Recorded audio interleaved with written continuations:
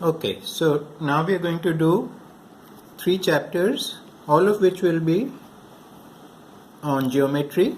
So before we start the actual chapter, the next chapter, I will just quickly revise some of the conventions and notations used in geometry. We'll start with lines. So when you have a line in droite, or in English line, which is AB, 2 points on the line, define the line. This line goes both this side as well as this side infinitely. A line has no end, so it goes as far as it can to the left, as far as it can to the right in this drawing, left and right, and it is written like this, AB, with curved brackets around it. Then there is a concept of the demi-droite. So this is a demi-droite, say they. So it stops there, and this side it continues to infinity. So this is called demi-droite in French. It's called ray in English. It's like if you put a torch here, then the ray of light goes only in one direction. And it's written like this, say they, where say side is square brackets, they side is curved brackets. This means that it stops at point C, the line, or it starts at point C. There's nothing on the other side. Okay, if I draw it like this, if I have another line which is in demi-droite, which starts at D, goes through C, and like that, then you write it like this. They, write bracket on they side, and then say and curved bracket. So it means that always when you write a demi-droite, you always put a square bracket on the left. You don't write it like this. Just because it's going to the left, you don't write it like this. This is wrong. You always start with the side on which the line ends. They, just because it's going to the left, you don't have to write they. Say is on the left here, you don't have to write say on the left and they on the right. You write it like this. Okay, then the last type of line is segment.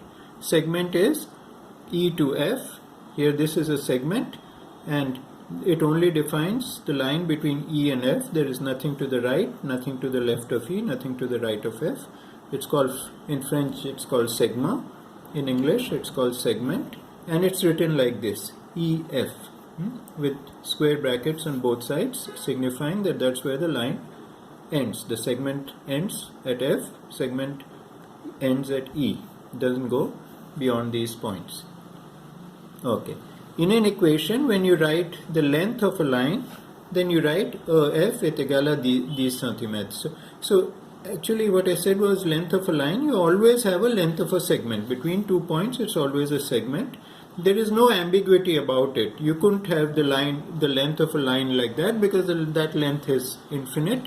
Similarly, the length of this is infinite. Similarly, the length of this is infinite. Only the length of a segment can be defined. So you write F est égal à 10 centimeters, and because there is no ambiguity, there is no confusion, there is no chance of confusion, you write it without any bracket. You just write F est égal à 10 centimeters. So in an equation, you don't need to put brackets, right? See, no brackets, I've even written it. When two lines are parallel, you write them like this, AB, that is droite, parallel, ACD. These two lines are parallel. What if they are demi-droite? So if we say demi-droite KA here, and we have a demi-droite, and then say we have a segment TZ here, then also we write KA is parallel to TZ, but in both cases we take the line. We don't take the segment and the demi-droite, because obviously this line, as it extends to this side, and this line as it extends to this side, they still are parallel. Okay. This is just a convention, both of writing that whenever you have a line which is parallel to another line, you write it with curved brackets, even though they might be defining a a demi-droite in one case or a segment in the other, or any combination thereof. So, now the first video homework. Draw a line AB and mark a point C such that C appartient à AB. Remember, this is in demi-droite. And at the same time, C n'appartient pas à AB. So you have to draw line AB. You can just draw it like that, or as we have done at the top, and you have to mark a point C which satisfies these two conditions. Okay, that is problem A. Problem B is draw a line DE and mark a point F such that F does not belong to DE. These are very simple problems. I just want you to do them again to make sure to let me know that you watched the video. Okay, that is all about lines. Now we will move on to angles. Okay, so an angle, you all know what an angle is. I'm just writing the notation. If you have an angle like this, ABC, it's written like ABC with a little hat on top, or just B, if there can be no confusion. If I write B, there can be no confusion, because at point B there's only one angle that we are concerned with.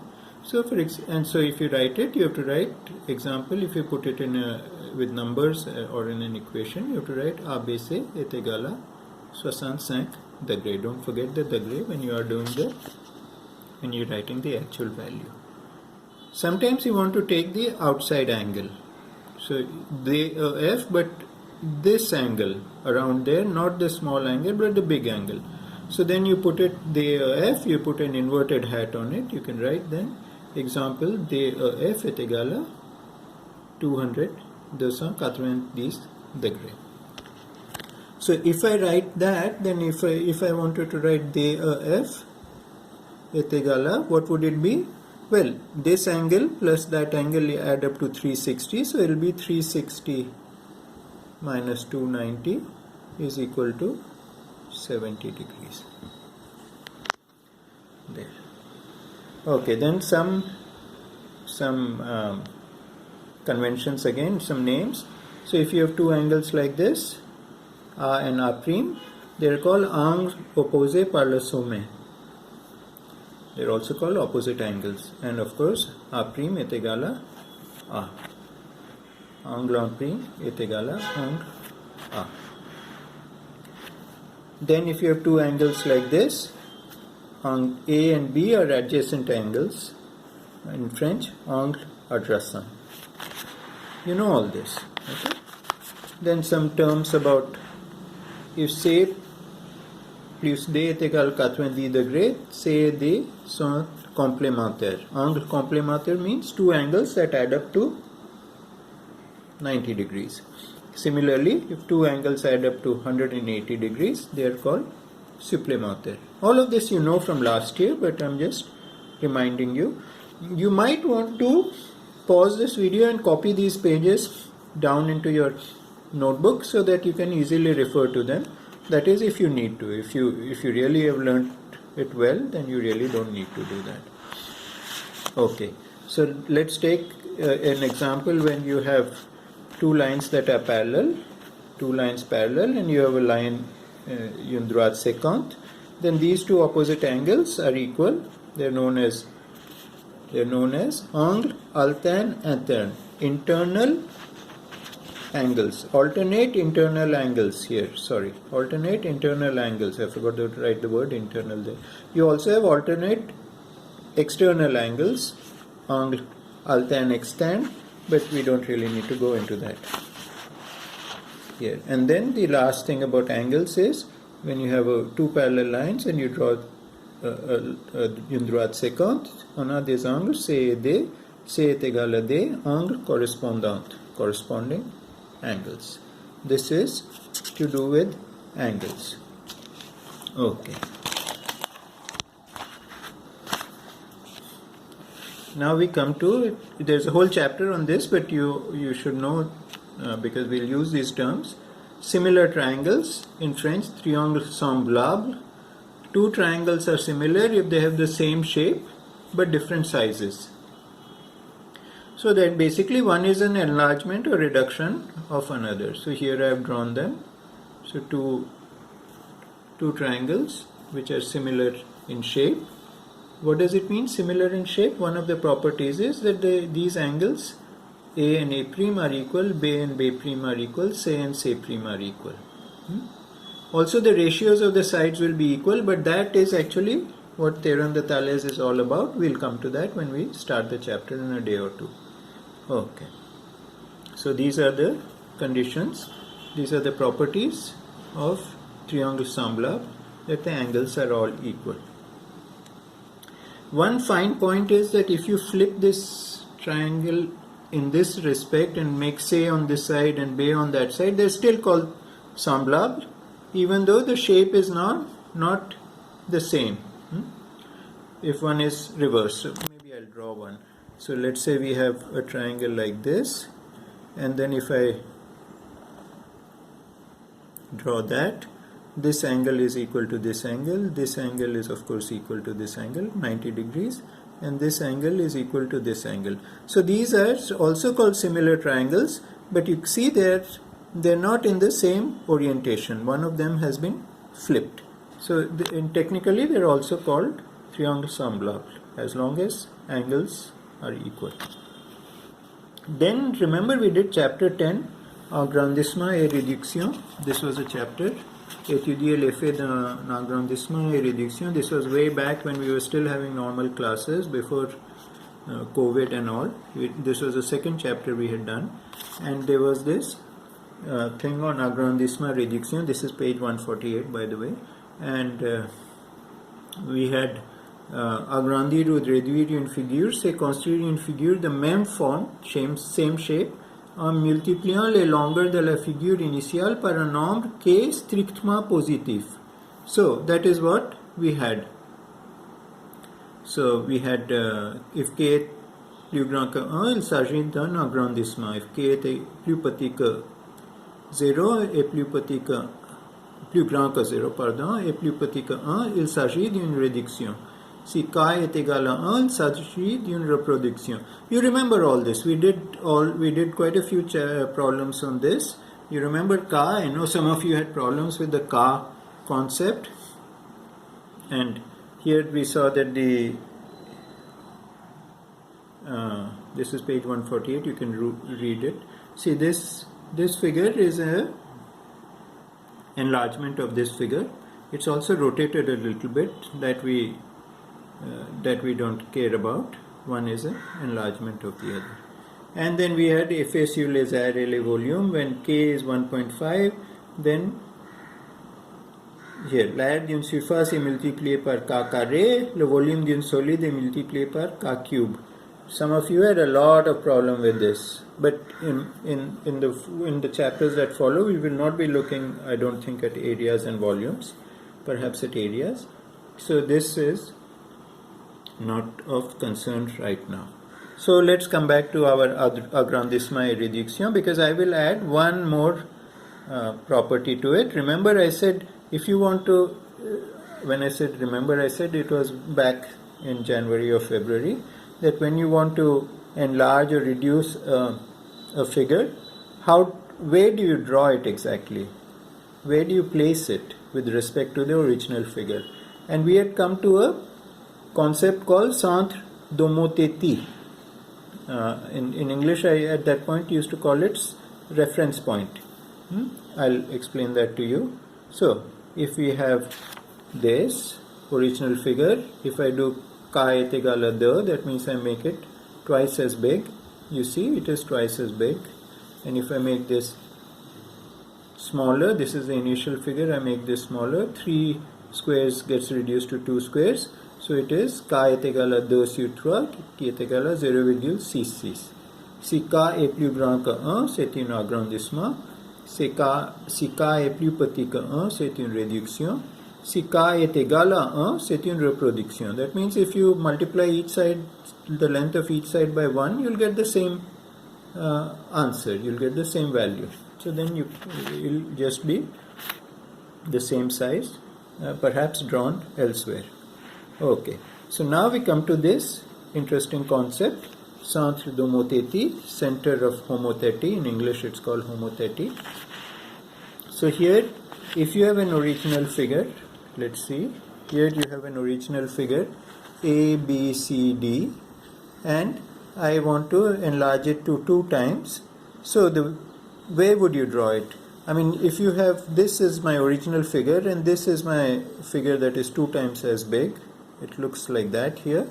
The way would I draw it? I could draw it here, I could draw it there, I could draw it there, I could draw it here in this corner here, but this, if we define a centre d'homothètie, which is what I am calling this O, centre d'homothètie, like a reference point, then based on that we can draw the figure and it'll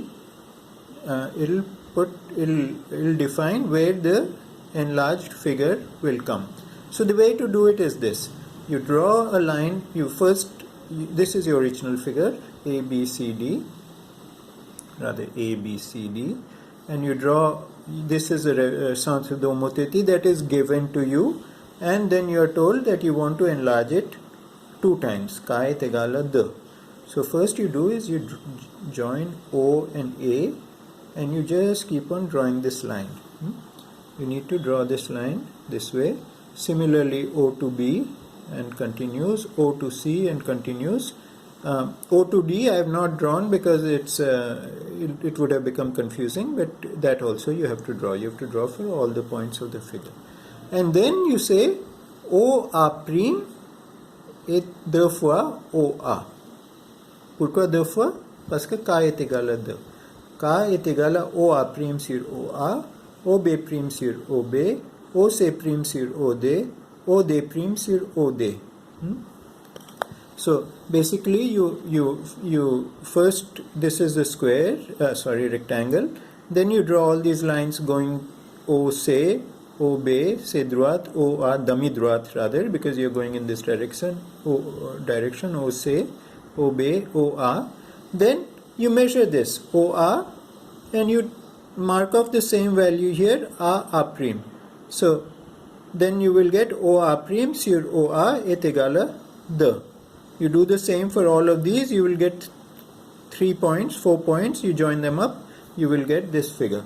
A very interesting aspect of this figure is, which is what Theorem de Thales also will tell you, that A'B' est parallèle à AB, A'D' are parallel à AD, D'C' est parallel à DC, and BC and B'C' are parallel. So this is a very important aspect, the centre d'homothètie. You have learnt agrandissement et réduction. The centre d'homothètie actually tells you where you have to draw the agrandissement et réduction.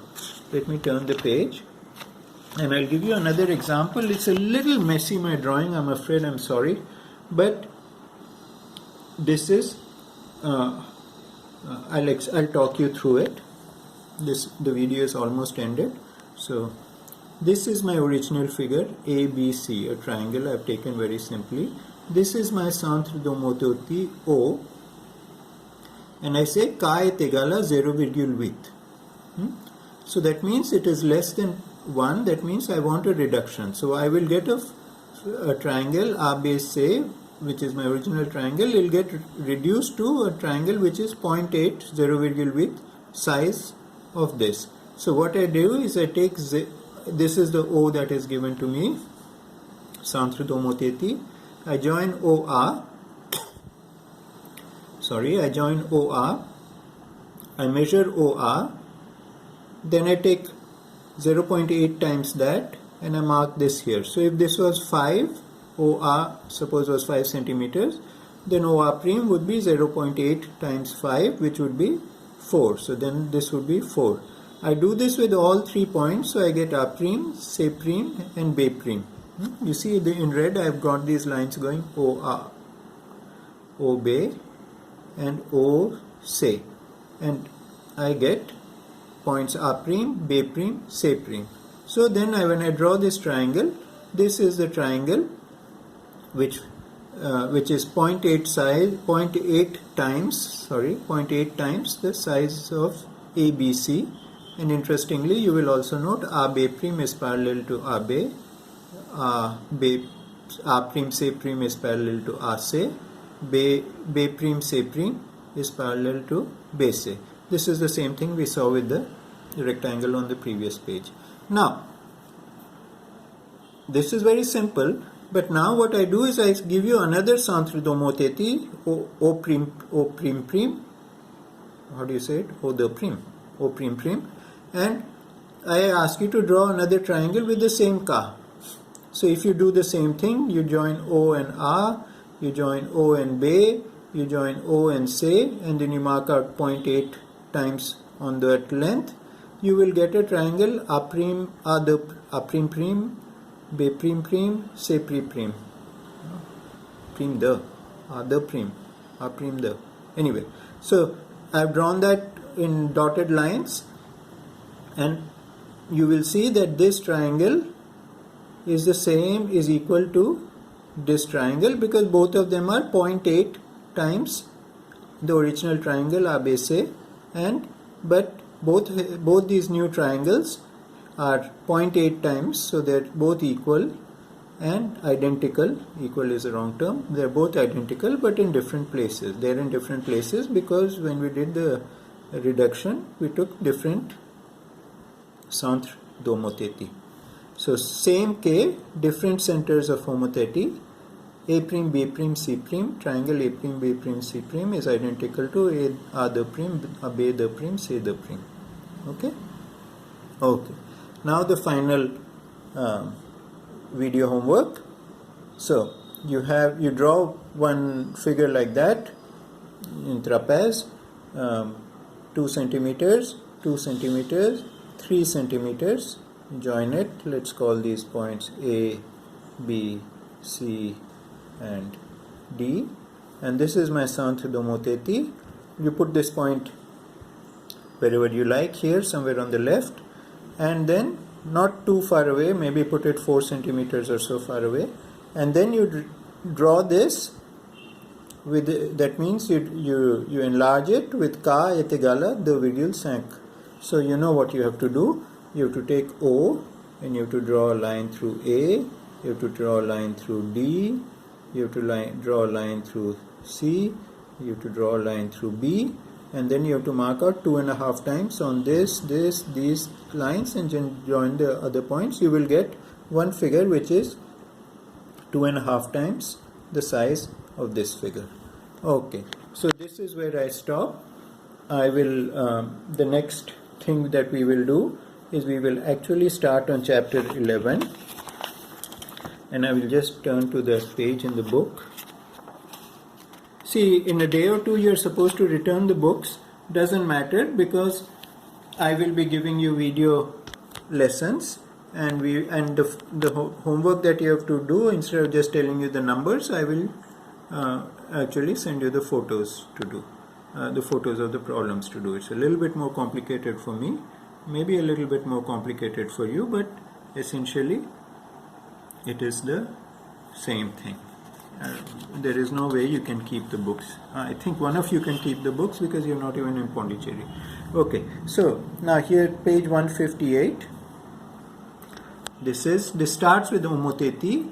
Une homothétie de rapport K avec K nombre relatif non nul. This is very interesting. So what we saw so far is here K, if it is greater than 1, it is agrandissement. K, if it is less than 1, it is réduction. K, if it is equal to 1, is reproduction. What happens if K is less than 0? So in chapter 10 they said it cannot be less than 0. But here it can actually be less than 0. Here I is the centre d'homothétie, and the figure you are enlarging is base A. So when you take that line, you get B prime, C prime. Here you are doing the same thing. You have base A, but you take A, you take K negative, so it comes on the opposite side. This is, I had called it O. Instead of O being here on one side and A prime on the other, in this thing, O is in the center and the 2 points are on the opposite side because you're using a cas that is negative. L'homothétie de centre A est de rapport moins 0,5. We will do this in detail in the next video. So until then, just do these 3 problems and send them to me, A, B, et C, and then we will go on. These are important chapters. All the homework that I give, you have to draw with straight lines with proper implements, that is, use a straight edge, a ruler, and if I have to draw an angle, then you use a rapporteur, but you have to, don't draw them the way I've been doing them, roughly, because if you do that, then you end up with a mess like this, where actually this dotted line should be parallel to that dotted line. It is, but you see this dotted line that I've drawn, I'm quite ashamed of it. It should have been parallel to AC prime, A prime C prime, and to AC, and in this case it isn't. So if I had drawn it with scale and measured it and marked it out, it would have been correct. Okay, so even though I didn't do it, I expect you to use proper implements, and when I give you grades for homework, they will also be based on the neatness of your drawings, not only the correctness. It's been quite a long video, so I'll stop here.